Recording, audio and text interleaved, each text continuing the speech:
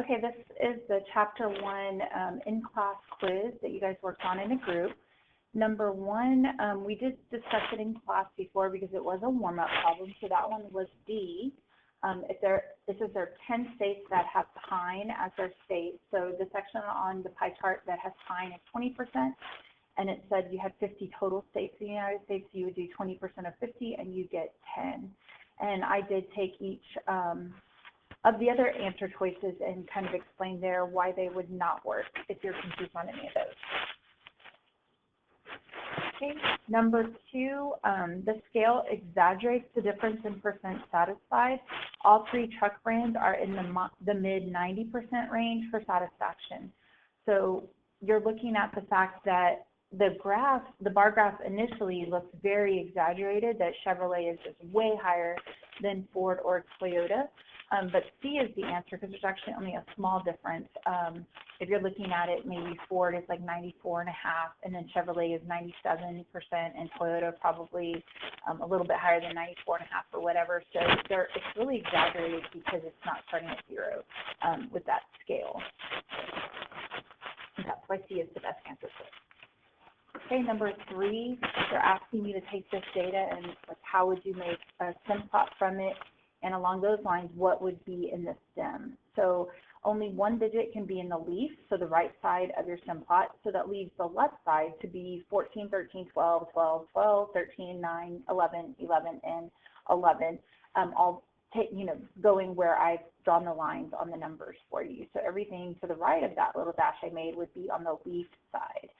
Anything that repeats, you don't want to repeat it in your stem, though. So where you have 3 12s, you're only going to write that down 1 time. And where you have 3 11s, you're only going to write that down 1 time. Same thing for the 2 13s that you have. You're only going to write that 1 time. So that would be B to represent the stems. Again, that's the left side of your stem plot. Okay, this one is asking us to compare the mean and the median. And if it's skewed to the right, then you know that the mean is going to get pulled into the tail. The median is still going to be at the peak. So I have the mean is pulled into the tail, pulling it to the right, which will be greater than the median.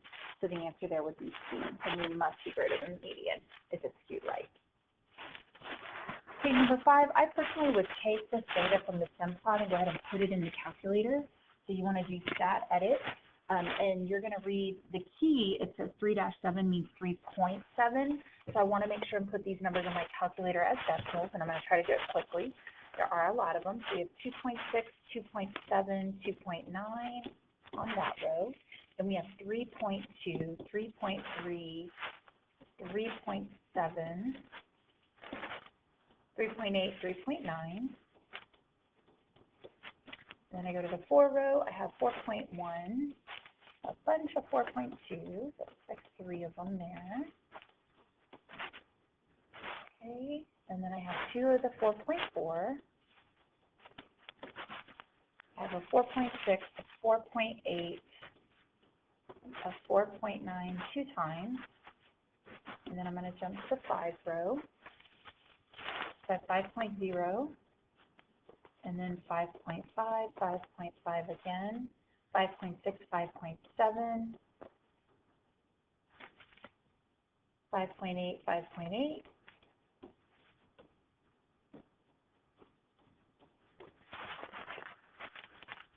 okay, and then I have 6.0, 6.2, 6.3, and that one again is 2 times. And it said I should have had 30 different sites, so I noticed that I'm on a blank line. It is 31, so I at least got all 30 points in there, so hopefully I entered them correctly. Now I'm going to go to Stat, Calc, 1 variable stats. And each of these answer choices, it creates a box plot. And so the last 5 numbers on our 1 variable stat are the numbers that create the box and whisker plot, or the box plot. And so you want to look at these numbers and see which one matches the numbers. Sorry about that. And so we have, and by the way, you could have found, 2.6 is the lowest, 6.3 is the highest. You could see those just by looking at your sim plot. And you really could have done like a tick method in to find the median at 4.5, which means it's going to be halfway between the 4.4 and the 4.6. And then you could have, broken the other half of the data down to be found the lower median and the upper median. But the calculator, does it just as quick if you enter the data correctly. So now I know that I'm looking for a box plot that has a minimum of 2.6, and then a Q1 of 3.8, that's the start of the rectangle, a median of 4.5, that's the line down the middle of the rectangle, and then Q3 is 5.6, that's the right side of the rectangle, and then it stretches to the whisker of the whisker stretches to the maximum of 6.3. So G is the only one, if you look at the scale along the bottom, that goes with all the box plots, B is the only one that has those numbers according to the scale. Okay, number 6, I just took each of these questions and kind of broke them up. It says, which of the following conclusions seems to be supported by the data? So part A, it says most of the females who chose a health organization would have chosen an environmental organization as their second choice had they been asked. And so what I said is that's speculation. You can't prove that from the data. We can see that 50 people, 50 females picked health, but that doesn't mean necessarily that they would have went with the next, next most popular one of 33 environment. We don't know. So that's speculating, and so the data doesn't prove that, so we can't pick A. B, there's no association between gender and choice of organization. That's not necessarily true. It could be that more females go into the health careers and more males go into the environment or organizations. So we don't really know. It could be true, but it's not necessarily true, okay? C is going to be our correct answer here. The proportion of males who said they would contribute to an environmental organization was higher than the proportion of females who said they would contribute such an organization. Sorry. So we're looking at environmental for female would be 33 out of the total females would be 33 out of 140. So that gives the females a percentage of 0.236. And then if you do the males for environment would be 29 out of the total for males. So 29 out of 110 is 0.264. So the male proportion is higher than the female proportion, which makes C correct. Okay? D is wrong. It says none of the students surveyed said they would contribute to religious organizations. And that's not necessarily true because the religious could be listed under the other category. So some people could have said that. And then E, the marginal distribution of organization is 140 and 110, and that's not true. Those are just the total separately. Females was 140 and males was 110, but it's not the marginal distribution of it. It's just the total. Okay, number 7, a lot of people were asking about this one in class. So the owner is going to add, he's going to give himself a $30,000 raise, but he's not going to change or take away from the other employees. So you have 6 employees, so 5 of the employees, because one of them is the owner, so 5 or less, where they make between $40,000 and $50,000 a year. And then the owner is going to take his salary and go from $120 now to $150. So that $30,000 raise for the average is going to still be split among the 6 people, even though the other employees aren't getting any of it.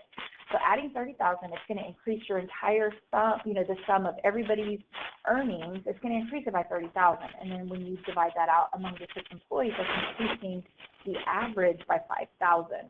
Okay, so that's C. But we have to look at the median because we have to figure out why is it not A. So since the owner's salary is already the maximum, so if you're looking at your numbers, whatever they are, it's just going to let me write. So, it actually is. So I have like employee number 1, employee number 2, employee number 3, employee number 4, employee number 5, and then the owner who's now making $150,000. Well, he used to be right here at $120,000. So it's not going to change the median at all because the median is just going to be halfway between what the 3rd employee and the 4th employee make. So that's not going to matter what the owner changes his salaries to. It's not going to change anything. Okay. Number 8, the mean speed of vehicles in the car-only lane of the New Jersey Turnpike is 68 miles per hour. The mean speed of vehicles in the any vehicle lane is 64.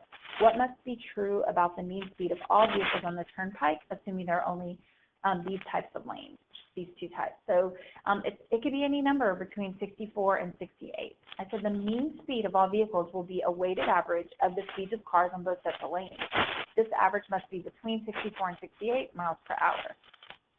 So we don't really know how many are 64. We don't really know how many are 68. But when we do the average of them all, it's going to be somewhere in between there. So that would make it answer choice A. Okay, number 9. Which of the following is the correct interpretation of standard deviation? So this one, you're really just kind of looking for the definition of standard deviation. It's a type of average of how far each instance weight is from the mean weight. So standard deviation is just how far each of your data points are away from the average of your data points. And so this one's talking about instance weights and stuff. So D is the best answer. It's the distance between the weight of each infant, that's your each data point, from the mean weight, so, or the average weight. So that would be D. Number 10, we have the following list gives the 5-number summary. So 92 would be our minimum, 110 would be our Q1, 120 would be our median, 160 would be our Q3, and then 240 would be our max. This was another one a lot of students were asking questions about because they wanted to know, are these numbers inclusive? And it really didn't matter. You had to really get the concept of the box plot, and that's the fact that between it creates 4 equal sections. They're quartiles. So 25% of the data is between the minimum and Q1. 25% of the data is between Q1 and the median. 25% of the data is between the median and Q3, and then 25% of the data is between the Q3 and the maximum. And so they wanted to know what percentage of these women their weights or whatever were between 110 and 140. And so if you look at it, drawing a little box plot with the 5-number summary, you'll see that that's going from Q1 to the max, which is 75% of the data. It's everything except this section from the minimum to Q1. So it's everything except that lower 25%. So that would be C, 75%. Okay, number 11, determine if there are any outliers in each distribution and show your work. You do have to know how to calculate outliers. So on a problem like this, you probably couldn't even throw it in your calculator because you don't know the exact data points. Even though you can kind of estimate them from the dot plot, you don't have the true data to put in your list in your calculator. So you had to go with the computer output that they gave us. And to do outliers, you need Q3 and Q1. And so I pulled that, the yellow part here, I pulled that from the data. And so here's Q1 and here's Q3 for each of them. And so for females, you want to do Q1 minus 1.5 times the IQR. Remember, IQR is Q3 minus Q1. And then that's going to get you the lower fence. And then Q3 plus 1.5 times the IQR is going to get you the upper fence. And so I've just pulled the numbers from above in this little output here. The first row of numbers, this is the Q1 of the female, and this is the Q3 of the, so 97.9 is Q1 for female, 98.8 is the Q3 for the female. And so you're going to plug them into the two formulas. And so when I worked out the lower fence, I got 96.55 for the lower fence for the female, and then I got 100.15 for the upper fence. And so when I look at the female data, I'm trying to see, is there any number that's lower than 96.55?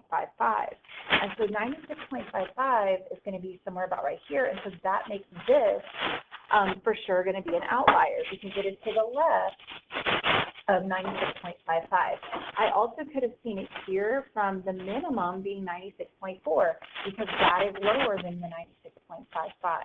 And so we do have a minimum at 96.4, which is below the fence, so that is our outlier. If you look at the data for 100.15, for the maximum on the female, it's just 100, so that's not beyond the 100.15, so it's not an outlier on the high side. Even though these are kind of far away from the data, they're not statistically outliers. They are not 1.5 times the IQR away from that Q3, so they are not. And so hopefully you can follow my work for the males as well.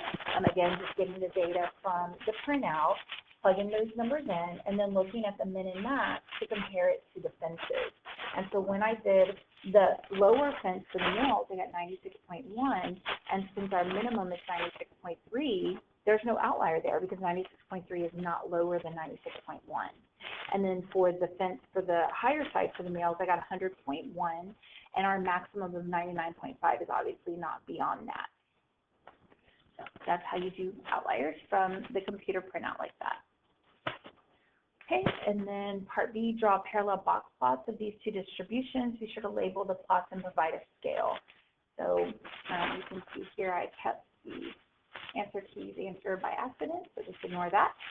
But anyway, so we have the scale is 96, 97, 98, 99, 100. You want to do a consistent scale for both of them, not do them separately. And then you just want to take the values from the printout. So 96.4, we already know it's an outlier, so it would be good to kind of put a little asterisk there as a box like our calculator does. Didn't mean to do that, sorry about that. Forgive me, sorry, that needs to go back down to 96.3 about, so we'll just pretend that didn't happen. But we should have that 96.4 where we show somehow that there is an outlier out there. So then you have your new minimum here, which comes from this point, which looks like it's a little past 96.5, not quite 97. So it doesn't have to be exact, but you want to put it there. This is the Q1, which should be at about 97.9. This is the median, which should be at about 98.4. And then this is at Q3, which looks like 98.8, I believe, or Q3. And then this is our maximum at 100. And you want to do the same thing for the males. The minimum here should be 96.3 right here. And then this should be at 97.6. This should be at the median of 98.1. This should be at the Q3 of 98.6, and this should be at the maximum of 99.5. Okay, so once you have the box and whisker plot completed, they want you to do part C, a few sentences comparing the body temperatures. You can go off of the dot plot or the box and whisker plot, and you want to talk about the four characteristics: the shape, the spread, the center, and the outliers. And whatever order you want to talk about them in, I just kind of followed the book's example of doing socks. So the shape of the distribution, you want to talk about both of them, okay? Because you're comparing males and females, and you want to make sure to use context when you're doing this problem. It's not enough just to give numbers and shapes. You have to talk about it as it relates to body temperature of the two genders. So for shape, I said the distribution of the body temperatures of healthy males and females are both roughly symmetric. Okay, you might argue that the females might be skewed to the left since they did have a lower outlier on the left side, and that would be okay as long as you justified it. For the outliers, I said the female distribution has an outlier at 96.4 degrees Fahrenheit, which is an unusually low body temperature. Like, it's not enough just to say, hey, there's an outlier at 96.4. Like, what does that mean? That's a female that has a significantly lower body temperature than everyone else. Okay, and then I said the male distribution has no outliers or unusual values. For the center, you want to compare them. So not only do you want to give the number, but also say who's higher, who's lower. So the mean body temperatures of females at 98.344 degrees Fahrenheit is slightly higher than males at 98.122 degrees Fahrenheit. And then lastly, I talked about the spread. The distributions of the body temperatures of healthy males and females have very similar variability, with their standard deviation of females at 0.745 and males at 0.735. And I did just pull that set of data straight from the printout, okay, right above.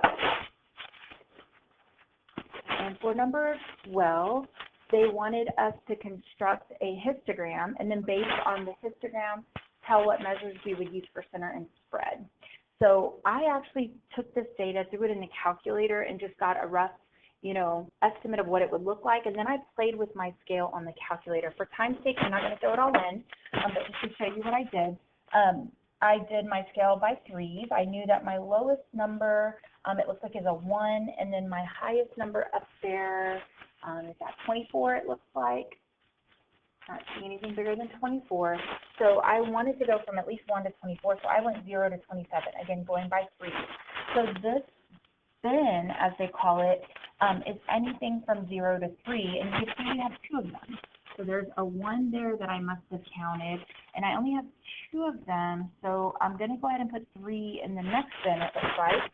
So here's what made me go up to a count of 2. So this bin is actually really only 0, 1, and 2. This bin is going to be 3, 4, and 5. This bin is going to be, 6, 7, and 8, 9, 10, and 11, 12, 13, and 14, and so on. So I'm actually only putting 3 different data points in each one. So when we go from the 3, 4, and 5 to make the second bar, it shows that I have 7 of those. So again, it's 3, 4, or 5 that I'm going to count. So 1, 2, 3, 4, 5, 6, and 7, and that's why we have a count of 7. So hopefully you kind of follow how I created that entire histogram, and then from there, since it does appear to be skewed to the right, it would be most appropriate to use the median for the center and to use range and IQR for the spread. So remember, if it's skewed, you want median for the center, range IQR for the spread. If it were symmetric instead, so if you were arguing, oh, that's roughly symmetric, then you should have been saying mean for the center and standard deviation variance for the spread. And that is it for the chapter 1 question.